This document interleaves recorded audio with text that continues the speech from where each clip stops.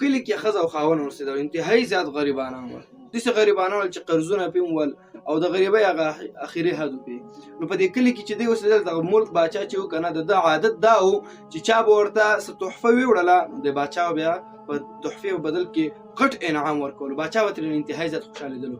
دې ښځې خاوند ته ویل چې و خاونده، ډېر وخت کېږي چې غریبانان یو، فقیران یو، قرضونه هم د خلکو راباندې دي، دې باچا ته څه تحفه ویسه چې تا ته په بدل کې انعام درکړي، بدل کې به انعام درکړي، موږ به د قرضونو نه هم خلاص شو، د فقیري نه او د دې غریبۍ نه به خلاص شو. نو د خاوند ورته چې وښځې ته خو ما ګورې، ما سره په جیب کې څه شی شته نه چې زه په هغې باندې تحفه واخلم باچا ته ویسم، ما سره څه شی دي. وایي داسې کار وکړه، دا زمونږ کومې اوبه چې دي د کوهي دا واخله او باچا ته په تحفه کې ویسه او په منګي کې به یې درته واچوم. بس باچا ته وایي چې دا مې درته اخلاص کړی ده، تحفه مې درته راوړې ده. ښځه ډېره ښه ده.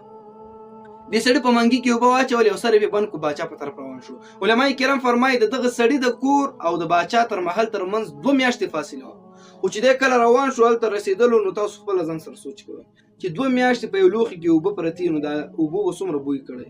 کله چې باچا محل ته ورسېدو، وزیرانو باچا ته دغه سړی ورسو چې د سړي ته تحفه راوړې ده. باچا خپل مخ ته ودرېد، څه شی تحفه کې راوړي؟ وایي قیمتي اعلی جنتي اوبه مې درته راوړي دي باچا سلامت، دا مې تا تحفه کې راوړي، په تا مې لوروی نه کړې. وایي ښه جنتي اوبه دي؟ وایي و.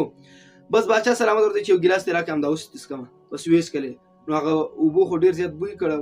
بس باچا خو څه پکې ونه چې جنتي اوبه دي پکې خبرې مه کوه. وایي ورکړه دې وزیرانو ته مې یو ګیلاس ورکړه. نو یو وزیرانو یو ګیلاس وڅښلې.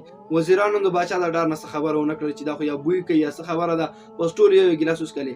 ورته ویل چې وا انسانه، تا خو ما ته تحفه راوړله او قیمتي تحفه دې راته راوړې، جنتي اوبه او برکتي اوبه دې راته راوړې، په د دې بدل او بل عوض خو ما سره نشته چې زه تا درکړم. داسې کار به وکړم، یو ناچیزه انعام به د دې بدل کې درکړم. وایي څه شی؟ وایي داسې کار به وکړې، دا کوم منګی چې د اوبو نه ډک راوړې دا به درته سرو زرو نه ډک کړم. دا دې بس دی؟ وایي بس دی. دا یې ورته سرو زرو نه ډک کړو او وزیرانو ته یې امر وکړو چې دا ورکوئ، خو یو بل کار هم وکړئ، دا کوم د دجلي سیندونه چې دي که نه، دا د دې په غاړه باندې تېر کړئ، د هغې په غاړه یې داسې یو چکر ورکړئ. که چې کله یې چکر ورکړو، بېرته یې باچا دربار ته راوستلو. وایي دا سرو زرو نه چې ډک، دا کوم منګی مې د سرو زرو نه ډک درکړو که نه، دا مې د اوبو په مقابل کې نه دی درکړی، تا ما ته اوبه راوړه. ګوره زمونږ دغسې سیندونه بهیږي، دغسې ښایسته ښایسته غټ غټ نهرونه دي او په اوبو هم پوه شوم چې جنتي اوبه نه، تا په دنیا کې جنتي اوبه د کمه کړې دي. خو بس هسې یو دروغ دې راته وویل، ما چې ستا اخلاص ته وکتل، ډېر په مینه دې راته راوړی او د ډېر لرې ځای نه راغلی، دا مې ګوره د اخلاص په بدل کې دا سره زر درکړي دي. داسې نه چې تا ګوره زه کمقل یم یا بل څه خبره چې ما ستا اوبه وڅښلې او د اوبو په مقابل کې ما تا ته دا دومره سره زر درکړي.